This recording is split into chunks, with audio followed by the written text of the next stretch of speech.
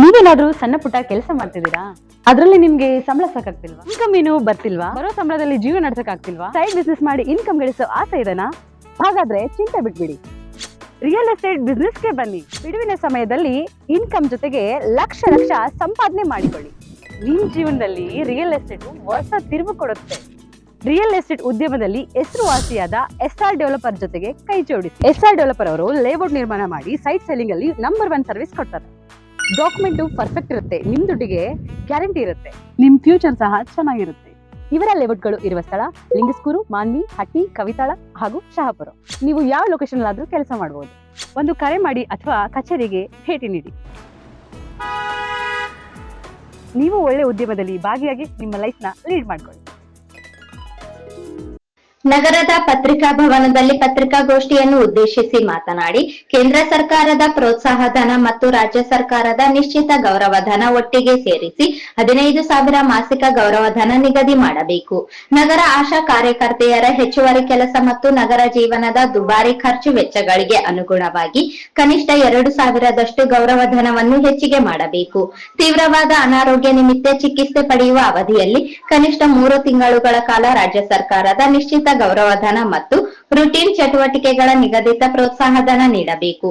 ಸೇವೆಯಲ್ಲಿ ಇರುವಾಗ ಆಗುವ ಅನಾಹುತಗಳಿಗೆ ಇಲಾಖೆಯೇ ಸಂಪೂರ್ಣ ಜವಾಬ್ದಾರಿಯನ್ನು ವಹಿಸಿಕೊಳ್ಳಬೇಕು ಎಂದು ಆಗ್ರಹಿಸಿದರು.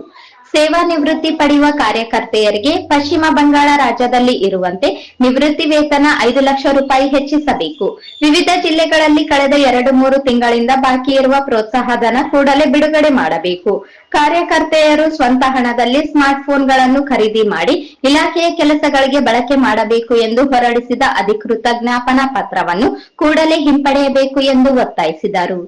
ಕರ್ನಾಟಕ ರಾಜ್ಯ ಸಂಯುಕ್ತ ಆಶಾ ಕಾರ್ಯಕರ್ತೆಯರ ಸಂಘದಿಂದ ಇದೇ ಜನವರಿ 7ನೇ ತಾರೀಕು ನಿಂದ ಬೆಂಗಳೂರಿನ ಫ್ರೀಡಂ ಪಾರ್ಕ್ನಲ್ಲಿ ಅನಿರ್ದಿಷ್ಟವಾದಂಥ ಹೋರಾಟಕ್ಕೆ ಕರೆ ಕೊಟ್ಟಿದ್ದೀವಿ.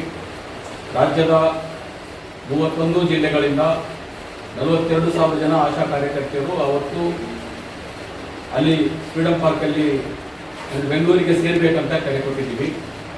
ಎಲ್ಲ ಆರೋಗ್ಯ ಸೇವೆಗಳನ್ನು ನಿಲ್ಲಿಸಿ ಅವರು ಬರ್ತಾ ಇದ್ದಾರೆ. ಅಲ್ಲಿ ಪ್ರಧಾನವಾದಂಥ ಬೇಡಿಕೆ ಏನು ಅಂದರೆ, ಆಶಾ ಕಾರ್ಯಕರ್ತೆಯರಿಗೆ ಏನು ಕೇಂದ್ರ ಮತ್ತು ರಾಜ್ಯ ಸರ್ಕಾರಗಳು ಎರಡೂ ಸೇರಿ ಸರಿಸುಮಾರು ಒಂದು 15,000ದಷ್ಟು ಅವರಿಗೆ ಬರಬೇಕಾಗಿತ್ತು, ಅದು ಬರ್ತಾ ಇಲ್ಲ. ಆ ಕಾರಣದಿಂದ ಕಳೆದ 8 ವರ್ಷಗಳಿಂದ ನಾವು ಹೋರಾಟ ಮಾಡ್ತಾ ಇದ್ದೀವಿ. ಆದರೆ ಸರ್ಕಾರ ಅದನ್ನು ಪರಿಗಣಿಸ್ತಾ ಇಲ್ಲ.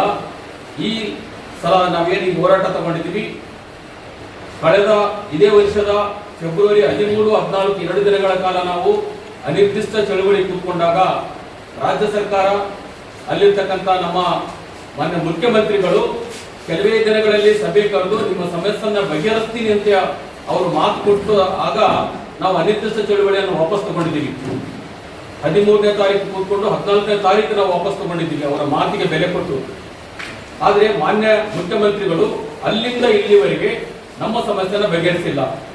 ಮಾನ್ಯ ಉಪಮುಖ್ಯಮಂತ್ರಿಗಳಾದಂಥ ಡಿ ಕೆ ಶಿವಕುಮಾರ್ ಅವರು ಕೂಡ ಅವರು ನಮ್ಗೆ ಮಾತು ಕೊಟ್ಟಿದ್ರು.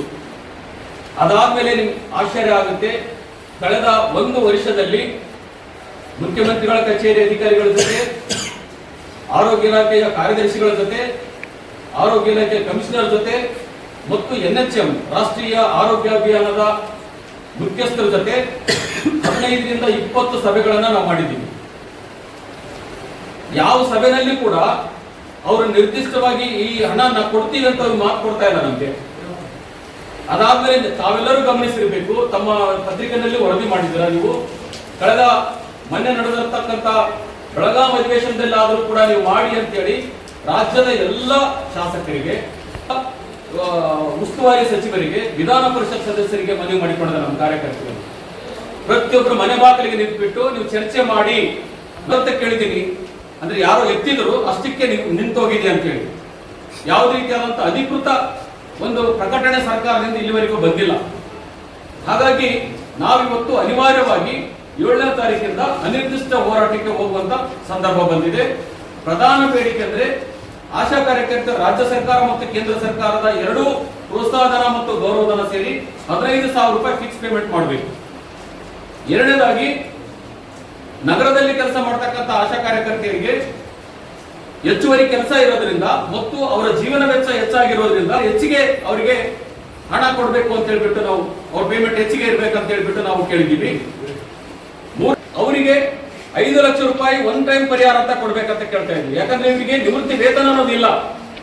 ಈಗಾಗಲೇ ಪಶ್ಚಿಮ ಬಂಗಾಳದಲ್ಲಿ 5 ಲಕ್ಷ ರೂಪಾಯಿ ಘೋಷಣೆ ಮಾಡಿದ್ದಾರೆ, ಕೊಡ್ತಾ ಇದ್ದಾರೆ. ನಮ್ಮ ರಾಜ್ಯ ಸರ್ಕಾರ ಬಹಳ ಬೇಸರ ಆಗುತ್ತೆ, ಬಹಳ ಬೇಸರ ಆಗುತ್ತೆ ಅಂದ್ರೆ ಅವ್ರ ನಿವೃತ್ತಿ ಒಂದು 20,000 ರೂಪಾಯಿ ಕೊಡ್ತಾರಂತೆ. ಮನೆ ಮನೆಗೆ ತಿರುಗಿ. ಈ ಸಂದರ್ಭದಲ್ಲಿ ಎನ್ಎಸ್ ವೀರೇಶ್, ಈರಮ್ಮ, ರಾಧಾ, ಮಹೇಶ್ ಚೀಕಲಪರ್ವಿ ಸೇರಿದಂತೆ ಇತರರಿದ್ದರು.